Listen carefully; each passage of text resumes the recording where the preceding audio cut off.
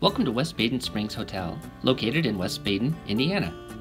Inside this atrium, they hosted the 2018 Jim Richmond Open and the FAI F1D World Championships. We got to watch these amazing flying machines. Hi, I'm Brad of Nighthawk Gliders, and we were amazed by how high they fly, nearly 100 feet to the top of the dome.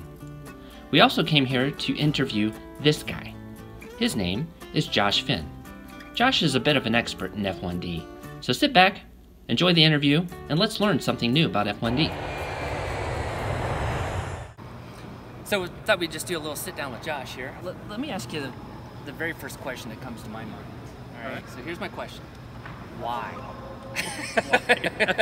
Is that too broad? Is that No. Actually, that is a very common question, and I'm going to go to Jim Richmond's answer, which is, look at it. It's beautiful. I would have to absolutely agree to that because it's actually amazing to see it fly. That's really the big attraction. The funny thing is, you think about like something built out of balsa or some tissue even, or special film. Someone might not think of like technology. They might think old school. It's kind of a crafty kind of thing. Right. But there's a lot of technology involved. So the thing that we see is historically, model aviation has driven full-scale aviation, and some of that was through sponsorship. It was intentional. It was known that model aviation would drive aviation technology. Now it's taken its own right. So much of the technology we see here is going into unmanned aerial systems. So it's no longer these are the toys for the development. It's more model aviation broadly is it.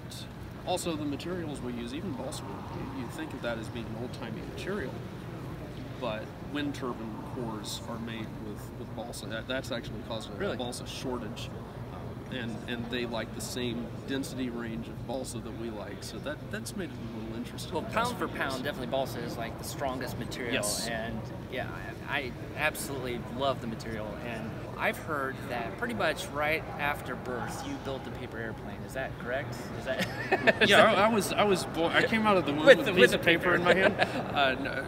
When I was 2, my mom taught me to build paper airplanes. Yeah. She immediately regretted it. She regretted it. Oh, yes. Okay. Yes. Because paper was everywhere, I bet, right? Right. So she taught me to build one, and within a week the house was full. Absolutely. Paper is like the cheapest and easiest to get in. I'm going to call it free flight, right? It's paper airplanes, but it is a glider. Well, now with the power-ups now, you can actually do radio-controlled paper airplanes. Yeah. That's awesome. I love that kind of stuff. So here we are, right? This is this has been going on for years, and so this has got a lot of history. This building has a lot of history. It does. And this is the second time that they've hosted the Worlds. Is that correct? Yes. So as I understand it, I believe the first contests that were held here were probably in the 50s or 60s. I believe it was post-war. And then the 1980 World Championship was held here. Irv Radimski from the U.S. won that. And you've competed in just yesterday. Actually, this is filmed the test day for the Worlds. But you competed yesterday in the Jim Richmond Open. Right. And you had a really good flyer. I was, again, the first time that we've been to this thing, so anything would impress us. But no, yours absolutely was awesome. And you used your balloon to help, kind of keep it in bounds. Giant balloon. You had one stuck on the rafters. You were able to get 3 times. 3 times. Yes. Okay. But you got it down once safely, for hope, though, right? and no damage in any of the 3 times. Okay. So I got mine stuck twice, and Hope's got stuck once. Yeah, but you were able to retrieve it. Now we saw one that was dead on the ground. So for whatever reason, it's been stomped on and someone abandoned it. We're all trying to figure that one out. That was a sad moment, actually. I think I got a picture of that. We'll have to show that. So how long do you think it takes to build one? Depends on who you are and how much of a perfectionist you are. So, I'm not, so I can get them done in like 20 hours. Yeah. I could probably build them faster. They wouldn't fly as well. Yeah. So speaking of airplane and building, you brought some parts so we can look at it. Yes. Before we open this up, I'll go ahead and explain. This is built to your airline carry-on restrictions. Okay. They've got to fit in the overhead bins. You don't want to take this as luggage, or that's just going to be destroyed. The real issue is the propellers. Those are That's the heart of the plane. Absolutely. So yeah, let's see this box. So the way everybody has their own way of doing this. So bear in mind, what you're seeing is one example, and this is kind of, I guess you'd say it's an expression of one's personality. And this box serves multiple purposes, so I have mounts for my winder and for my torque meter. Yeah. A model stand I can fit into it. Some people actually have fittings where they can set it up on legs like a tripod. So what we'll do is we'll slide it out of the way here, and now we'll start taking things out. So this is a very disorganized and now everything's very tightly packed in this box. So mine is exceptionally so, and I use these balsa spacers for everything, and unfortunately they have warped out of place in a few places. Then up here we're going to slide out our collection of propellers and tail booms and try not to take everything else out with it. So what we have here is 2 sets of everything, and the reason for that is that I am not the only person in my family that flies. My wife flies as well. We'll bring her in in a minute. But there are 2 F1Ds in here for her, several propellers because we have fixed pitch and variable pitch for her, and parts for models from several other classes. By the way, the fellow who just passed through the background is Yuan Kang Lee. He is the defending world champion. Hey. And back into this, I'll show you part of one of Hope's models. So this is your motor stick. So you've got 2 carbon posts that come up, and our wings mount onto that. I'll pull out her wing. I don't even want to touch this stuff, actually. So these are like little tubes on the front? So these are tissue tubes. We roll them on basically a piece of steel wire. You wipe it with some wax or something so it won't stick. I use white glue to bond it. And so everything just friction fits onto these posts. And you can, so now I've got it on there, and I can slide it down to give myself positive incidence, slide it back up to set myself to 0. You don't really want negative incidence on it. And you're just sliding these just a fraction of an inch, right? It's not a whole lot. So what is the covering on this? This is a polyester film. It's made by DuPont, and it's called OS film. They call it OS film because it's for one-sided. As in, really? in their measurements, they can't detect the other side. And that's where we get, if you notice, as you move this around, it looks like it's different colors. This film is colorless. There's no coloration there. It interferes with the wavelength of light, just like a soap bubble. Gotcha there. And as a result, you end up with this thing that you can actually tell the thickness of the film based on which colors it refracts. Nice. But this is roughly 0.5 micron. And that's a good balance between ridiculously fragile and light. So, what makes an F1D? Are there certain dimensions, right, for the main wing and the... So the first thing that we have to establish is it's free flight, so no radio control is allowed. And there are whole classes of free flight. So this is a subclass of indoor flying. There's also outdoor flying, and of course there's rubber power, there's electric, there's rocket power, there's catapult, there's hand launch, tow line, the list goes on. But for an F1D, we're within the free flight class, we're within the fact that it's indoor flying. And now we get on down to the brass tacks of a maximum between our wing tips after the dihedral is added, maximum of 55 centimeters. Maximum wing chord at the widest point of 200 millimeters. 26. Nice. By the way, that's Nick Ray that just passed. Hey, Nick. This is Joseph Szczur down here. Is this like a live stream or something? Yeah, we're recording a video. Oh, cool. So say hi to the video. Joseph is famous. He's like a sponsored pilot for Horizon and all this stuff. No, I'm just I'm sponsored by Daddy's Wallet. Sure. Daddy's Wallet. Yeah. Good sponsor. Plus a little bit of Amazon Prime.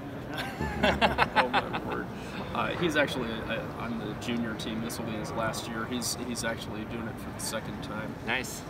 Okay, so we covered 55 centimeters, 200 centimeters, 20 centimeters. Maximum for your stabilizer at the back. Maximum span 450 millimeters, 45 centimeters. and it's subject to the same chord restriction.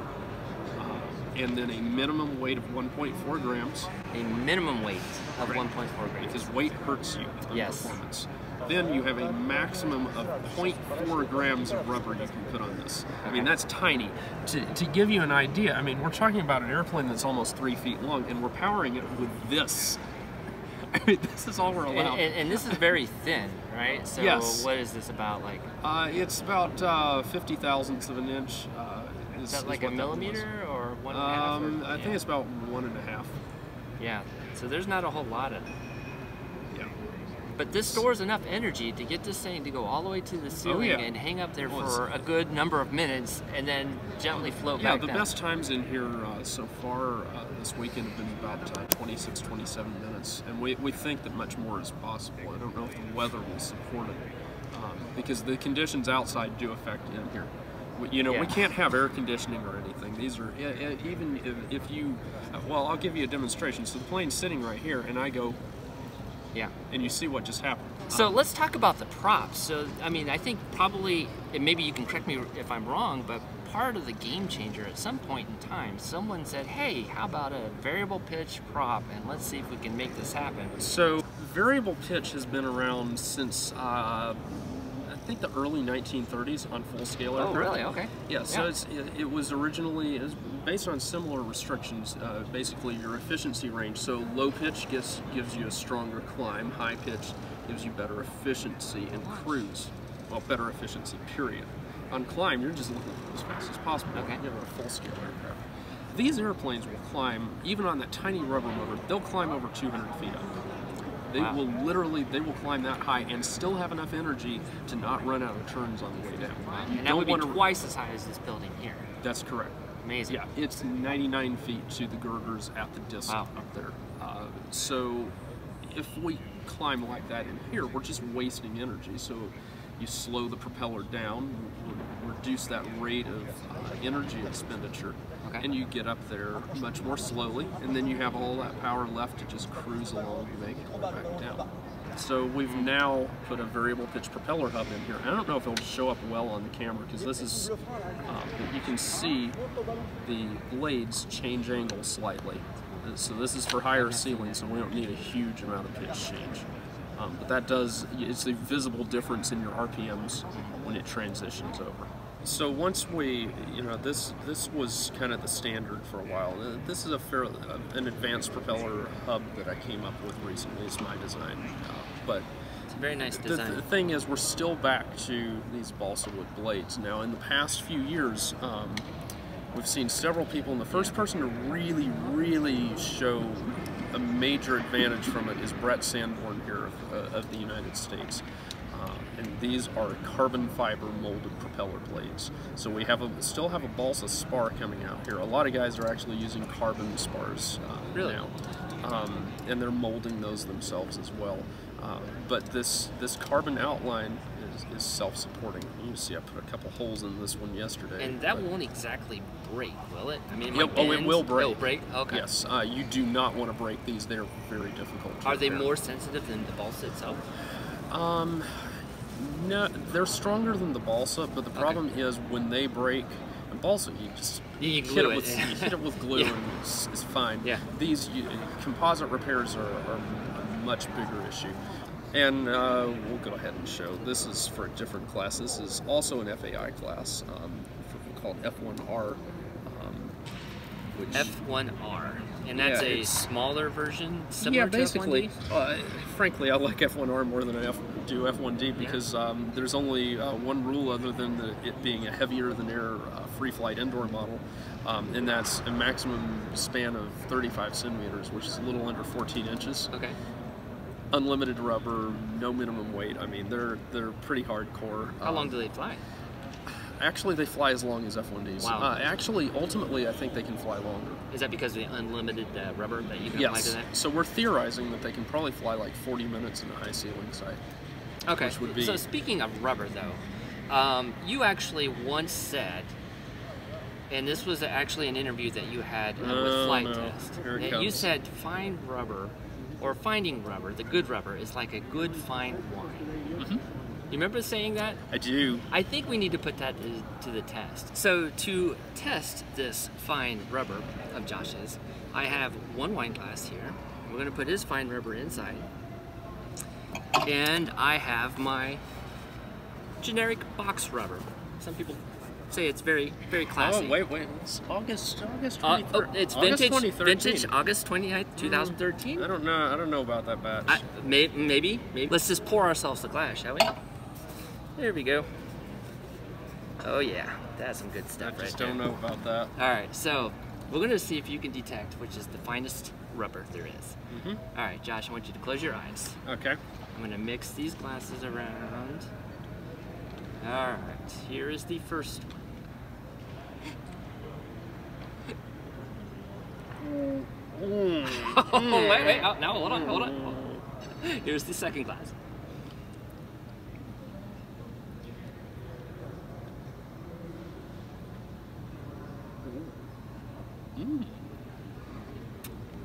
So, was it the first one or the second? The first one, I don't know where you got that stuff, but you need to take it back. The second one, definitely, that would be $5.99. Right? $5.99. Excellent choice. So Josh, your wife also competes, right? Yes, she does. She is actually currently the only woman in the U.S. Competing in F1D. I'm going to get out of this seat. Come on over, Hope. Hey, welcome to Nighthawk Gliders. Hi. Hey, so what do you think about F1D competition? You have a good time? I did. Actually, it wasn't that bad for my first international competition. So. Awesome. And how did you do today? Or you did yesterday, right? You competed yesterday? Yeah, I competed yesterday. I did a 18 and a 20, which is really good for me. So. This is like your first international competition. So there's other U.S. competitions that you've been involved in? Or? Yes, okay. I've been to a couple of national competitions, the AMA Nationals, and then I've been to and participated in one team selection, and many other local smaller contests. So. Awesome. Now, your husband Josh says it takes him about 20 or so hours to actually build one of these. So, how long for you to build these very delicate flying machines? Probably it takes me longer. Yeah. Because I build a lot slower. Thank you, Hope. I really appreciate you stopping by and just saying hi to us, and glad to meet you and your husband as well. This is our first time here, and we've actually enjoyed it immensely. So the next event, Josh, you guys compete at, let us know, and we will certainly come by. And I'm not saying someday that we're actually going to be competitors, but if you guys keep this up, we will fix that problem. Until next time, we'll see you guys. All So right. thanks. Absolutely. See ya. Take care, guys.